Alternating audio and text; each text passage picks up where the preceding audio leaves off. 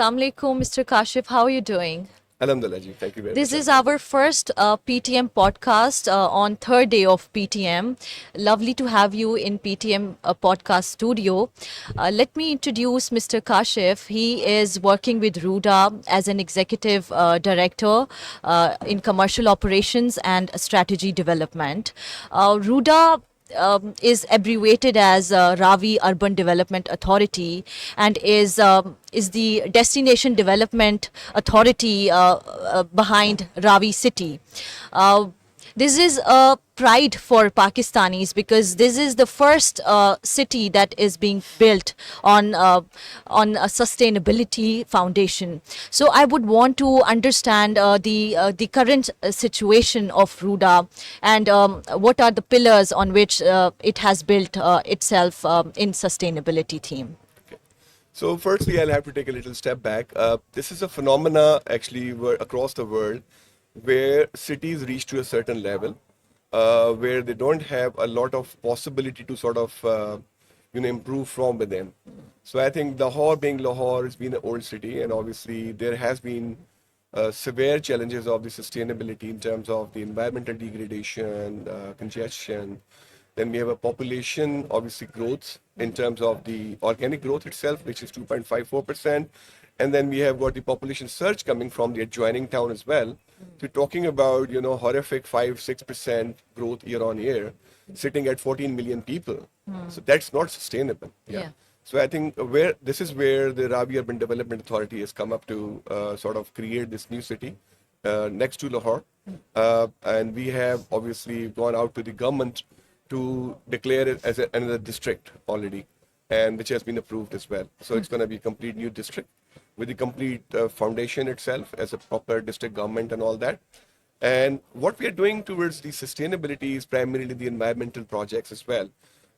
And then on top of it, we are trying to sort of manage it financially as well to sustain it from within, rather to bank on, World Bank or those institutions or even the government itself. So two things. One, we are working on a couple of projects as you asked. Primarily, we are doing the rejuvenation of the Ravi River itself because this is depleting water. B, a lot of environmental degradation. You have heard of the smoke phenomena in Lahore as well. Yes. So we are working on that. A lot of projects in terms of the industrial area, a complete revamping over there. We have already done that actually as we speak. Okay. Then there is another project called Mahmood Booty, if you have ever heard of that. That's a huge waste pile. Okay. We are converting that into the Central Park and doing some green energy over there Okay. to sustain it financially as well and claim some carbon footprint from there in shape of the carbon credits. It's about 10 megawatt solarization project. So these are the very few projects initially which we have started at the moment as we speak. And to sustain it financially, we have done a couple of projects on the real estate side as well, on both the estrides of the river, so Okay. that we commercially, sort of sustain it as well. So besides the green sustainability and environmental sustainability, we have to commercially sustain it as well. So those are the projects which are already in pipeline. Three public-private large projects, and there are a couple of JVs as well. So, yeah. Okay. Okay. So, what are the projects particularly related to travel tourism sector? Do you have any projects in regarding tourism, regarding hotel development, resort development? Do you have any in Ruda? So, Adiba, since it's a complete city, there are 4 to 5 major projects which has got a direct bearing towards the tourism. Lahore, we have a lot of cultural heritage, you must have seen, but Yes. that's not, in the area of Ruda, it's not preserved very well. What we are doing with the Lahore walled city is that we have 4 large monuments right next to the river Ravi. Okay. And we have, already signed up a contract with the Lahore walled city to A, preserve them, B, to create some sort of, travel destination over there for the international tourists and the local tourists to come in there and obviously enjoy themselves and, have the festivity over there as well. Yeah. So we are working with the UK company and a local company as well to invest in there in terms of the tourism as well. Other is the hospitality side. We have approximately 8 to 9 different, precincts. In UK, we have got these boroughs. So in Ravi Urban Development Authority, we have precincts. Every precinct has got the, place deputed for the leisure Okay. area as well. Okay. So thereby we can have those, leisure facilities over there Okay. and hospitality facilities. Okay. Thirdly, we have an entertainment project. Initially, we were working with the local partners here, but due to some government turbulence, we had sort of, parked it for a while. Okay. Now, at the moment, I can assure you that I'm working with the UK company, a Japanese company, and a local company, Pakistani company, where we are bringing an entertainment city ranging from 200 to 250 acres over there, which is a large portfolio of the theme park and other allied facilities over there. Last, education though do not really contribute directly towards the tourism, but we have already signed up 2 contracts with the UK universities, which will then bring eventually UK sort of facilities here, and another sort of a pair of eyes and ears for viewing Pakistan from that particular lens as well. So I think that's another thing we are doing as well. So at what stage the development of Ruda is currently? Is it 100% complete? Or what is the level of development stage? Okay, so it's in phases. Okay. Okay, and you would imagine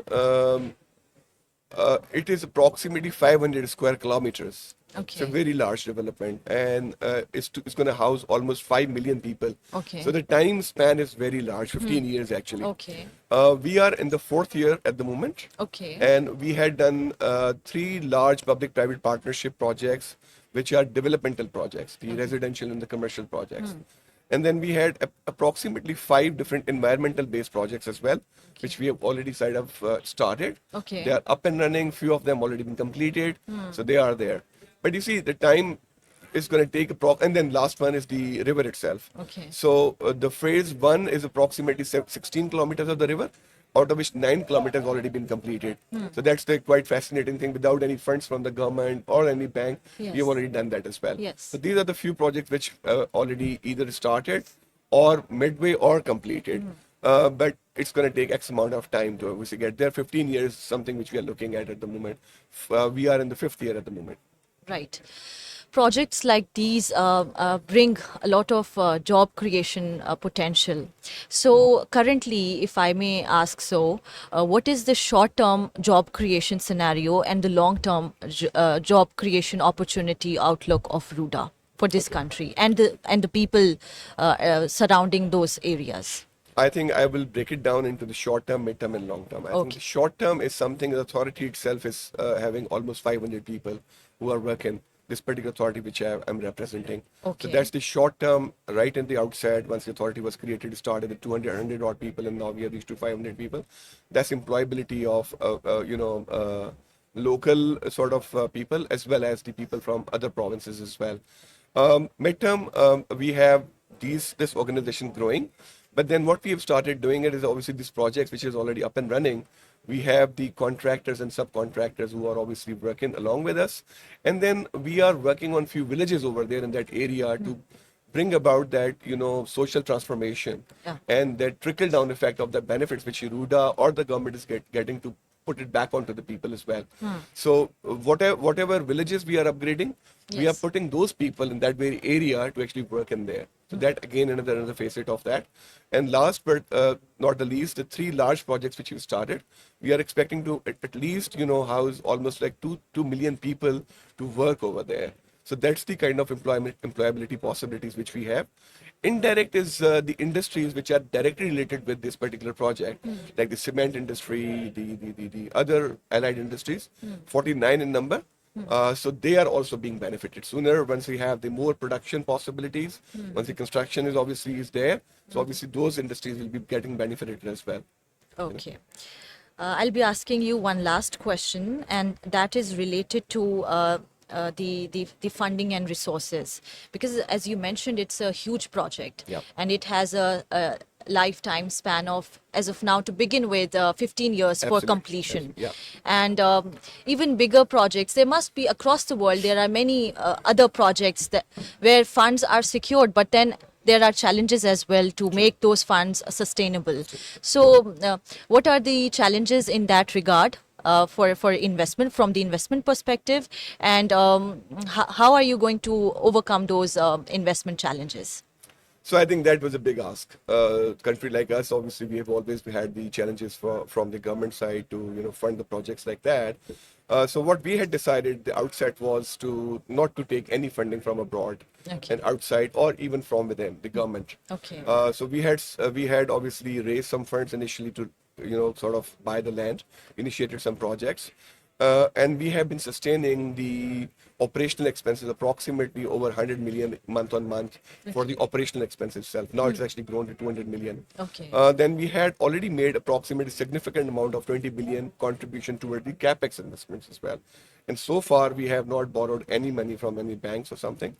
But we ahead of it, we have a large sort of ask in shape of the river development and wastewater treatment plants and whatnot. Over there, I think primarily we are going majorly on the public-private partnership, Okay. getting the funds from out of the country and all that, Okay. and Okay. funding in there. I think most important part is that to sustain it, we had banked on the local investors. We had ensured the first 2.5 years not to go outside the country, and we tried to gain the confidence from within.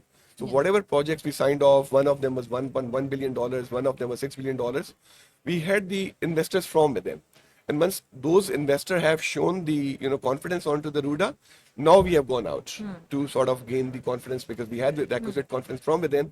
We have gone out to get the funding from the outside as well, which we have now very successful in. Yes. Again, I'll say I'll wrap it up, but I think Pakistani expatriates is a huge market and they are your potential investors. So what would you want to give a message to those segment, our Pakistani brothers and sisters living outside of Pakistan and wanting to come back and invest in projects? So how are you going to tell them that they should come and invest in a project like RUDA, which is also a national pride for us, because this is the first project in Pakistan that is being built on the core foundation of sustainability, because now you see across the world, whether it's governments, whether it's any business entity, sustainability is at core and they want to integrate it in their businesses. Absolutely. And Alhamdulillah, Ravi city is writing its playbook right from the sustainability model. So it's something that you are not doing in the half midway. You are building it from scratch, to make it further a sustainable city. So the message for those people, for our Pakistani expatriates. So Adiba, I think the message is very loud and clear. What we are offering, not as a buzzword, ease to business, because the people who are working in the Ravi Urban Development is a mix of the government people, the private sector, the corporate sector, and the other stakeholder which are working in. So we claim to have that one window operation, not like I said, a buzzword, and the ease of the doing business. You can come in and see for yourself that what sort of ease we are offering to. Number two is the transparency. I think being a government entity and being that that mix of the culture coming from the corporate background as well, we are making sure that it's a very transparent. Nobody is actually being sort of grabbed to those stupid things or the ill practices. Yes. We have. Yes. We are making sure that that's not happens. And I have already reached out to a couple of countries to meet our expatriates, brother and sister.